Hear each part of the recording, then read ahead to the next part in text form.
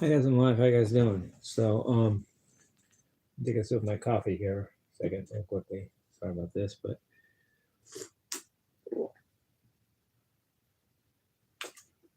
so this is an update, and um,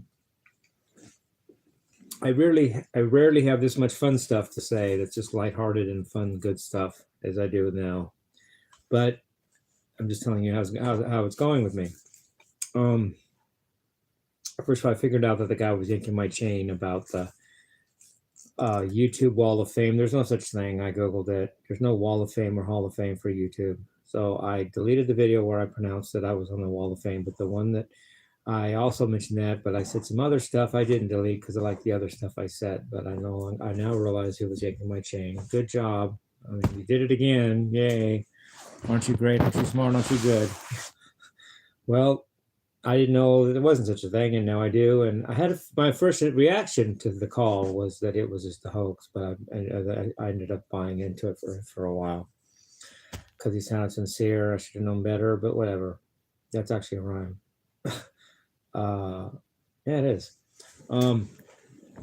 So there's that. I'm done with that. So I guess you have to try something else, something new, something different that I'll also fall for. LOL. Some good stuff though. That's good, but it's not overwhelmingly good. But I made progress with my thinking yesterday or today. I don't know. It was late last one of the two. I once and for all got over. I'm completely over the fact that my dad said I had no rhythm and I'll never be a musician. I finally got over that. Took me that long. Sorry. What is that? 40. Quick math. 46 years took me to get over that. But I did. Now I'm over it. But that's how long it affected me. So that's good. I'm just over that. Free energy that I was spending fighting that is now used for other things that are useful or available for use in other things. I almost don't know what to do with the energy to actually, but I'll be all right. I'll find ways for it. It'll work out. Second really good thing is I finally got my head around the part of Crossroads Duel that beats Jack Butler, where Eugene Lightning Boy Martone plays Paganini's Fifth Caprice, Steve Vai style. Oh man, that was hard to get. I finally got my head around it. I understand it now. I understand it. I can do it now. It's not just a matter of the fingers and the notes. It's about understanding what you're doing. And I finally do. So to express that on my last jam, which I called One Come Undone, I did it in the regular range. I tried to do it around the circle of force, but I goofed just a second, but then I got back on track. But I got sidetracked once. But got back on track and did it. Finally got back to the right key. So that wasn't a perfect circle around the fifth. So I made one mistake, but I eventually got back where I started. But then, as if I played it in a different key and did it around the circle of force the other way, and made it all the way around without making a mistake. And I did it in 2 octaves lower, I think. Wait a second here. Yeah, I did it 2 octaves. Wait, would that be 2 octaves? Yeah, 2 octaves lower. I did it 2 octaves lower than the range that's played in the movie. And I did it correctly around the circle of force the other way, around without goofing. And I wasn't even going to do that. I didn't plan it, but I just did it. And that comes from understanding the concept and getting my head around what they're actually doing and what the piece is actually, how it's composed and what's going on there. And I didn't look it up or Google it or get help from a tutor or teacher. I just figured it out over time. I finally got it. I can do it in all 12 keys. I can do it in any register, and I figured out what is going on there. So that's a good thing. It's a good thing. I mean, gotta love the small stuff too.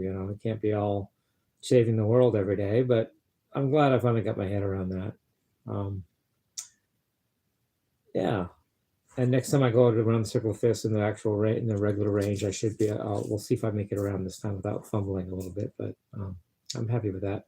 And then, well, I don't know. And then, and my alternate picking is doing good too. In the Jam One Come Undone, I'm getting better at the Paul Gilbert string crossing outside the string thing with the pick. I'm getting a little better at that. So that's good. And I'm still playing the Hemons from Nowhere, which I call left-hand tapping, Greg Howe technique. And just all good fun stuff's happening for me right now. Nothing dark, nothing heavy, just either figuring out something was a scam, getting over something that was said to me 46 years ago, finally getting my head around a piece of music that is 40 years old, and I finally figured out what they're doing, and finally I can do it. And just all good stuff. I mean, it's all good stuff right now. So took a shorter walk than usual today. Wanted to stay out of the sun. My face is getting a little healed because of that. Plus I put sunscreen on today, and I didn't walk as far as normal. I was only gone 5 hours instead of 7, 8, 9, or 12, or some other number greater than 5.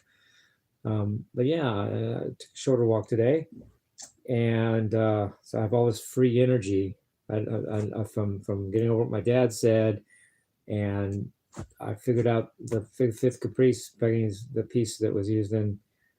I finally get what Steve Vai do when he. I don't know, that wasn't right. Let's try it again.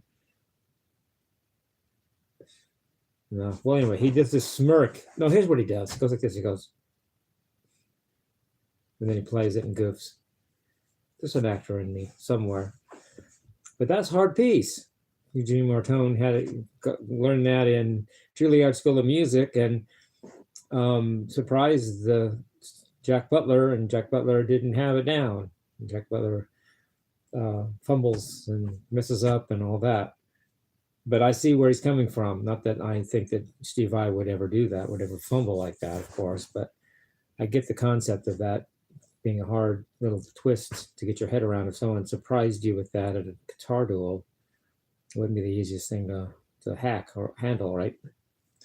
So I figured it out. So that's a cool thing, you know. I finally got my head around it. I can do it in all the keys and any register now. That shows the importance of getting your head around something, you know, not just memorizing notes. And I did a version of the Star Spangled Banner, which I think was better than I've usually been doing. I did better. I didn't do it perfectly, but I fumbled, but I did pretty good. I like my take of that. And I like my rhythm guitar playing now that I've added that to my style more. I like playing rhythm guitar. I have to do it now. I just like doing that. I have to have a break from the lead when I'm playing a jam, and I have to go into the rhythm guitar. I just have to. I need it, and it feels good, and it sounds good to me, and I like it. So that's a good thing. I'm getting a little better at it. You know, we're getting used to it. Getting better at that. Living Color trilogy is coming up. I have to do it when I'm ready, when I'm up for it, when I feel it. So that's coming up soon. I usually don't tell you what the trilogy is going to be, but hey, I figure what the heck. Doc Brown in Back to the Future, he says that at one point. I don't know if it's the first one or the second one. I'm not sure.